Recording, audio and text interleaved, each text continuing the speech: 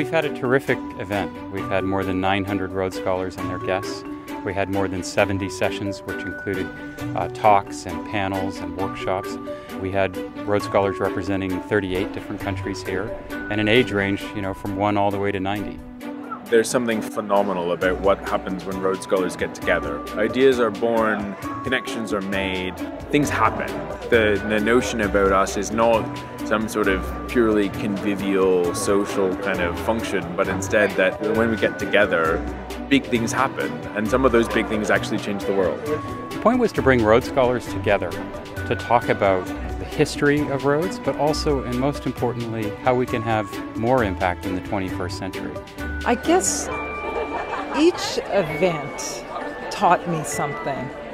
I really feel changed by this experience, getting away from a big job and 4 children and hearing again, look ahead, you have one chance in life. You've been given all of these resources, make good use of it.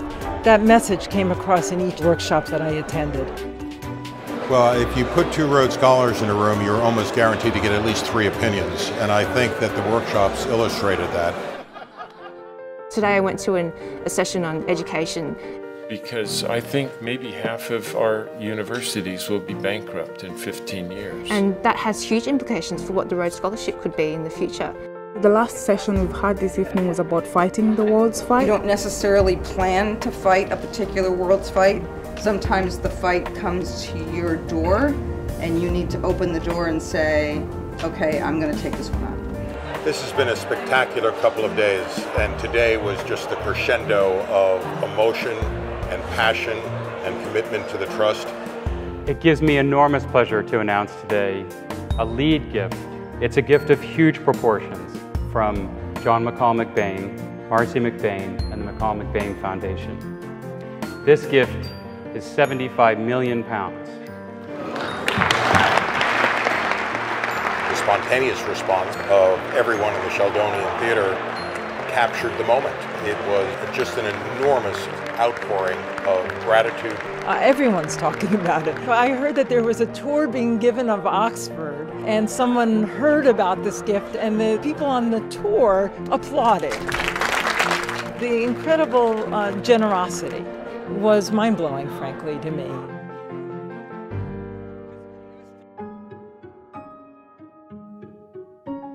There's a number of things on the program that I think were really fantastic, which is, getting the scholars together to talk about where the scholarship goes from here. So we had 2 terrific sessions yesterday afternoon on the future of the scholarship. Everyone who spoke had a different perspective, a different view about their Rhodes Scholarship experience and about how they viewed the scholarship going forward. And we discussed a huge range of things.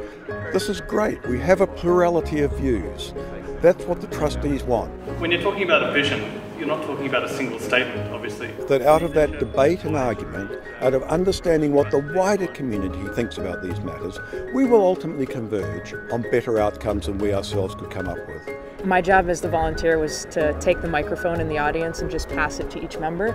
Well, I learned new ways to have inferiority complexes in almost every field possible. And each person just had something else incredible to say, based on incredibly diverse backgrounds, incredibly diverse experiences, but all extremely impressive. Today, the United States is the best democracy that money can buy. When you look at Sir John Bell talking about medicine, Nairi Woods talking about international relations, or Kumi Naidoo talking about the environment, we have people who have remarkable impacts in their field here speaking with other Rhodes Scholars.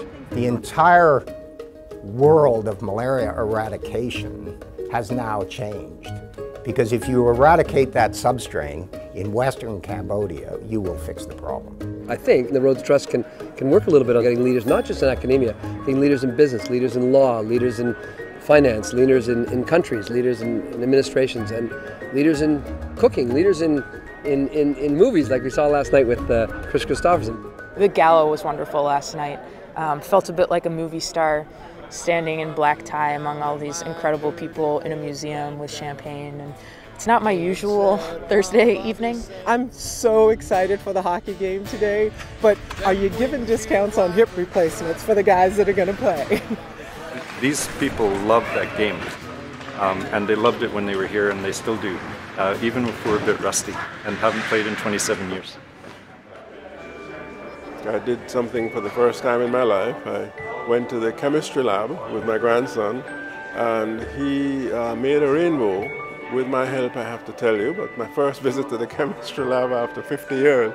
I was a moderator for the panel on women and success. There was a recognition that experiences within one constituency or one part of the world may not necessarily be the same for other cultures and other constituencies. And I think that is part of the Rhodes experience. It's not so much about divergent ideologies, but about bringing this multicultural, this global perspective to the table, to the world's most pressing problems, and bringing to bear talent, commitment, moral force of character, and let's see if we can reason together. And I do think that has happened over this past few days.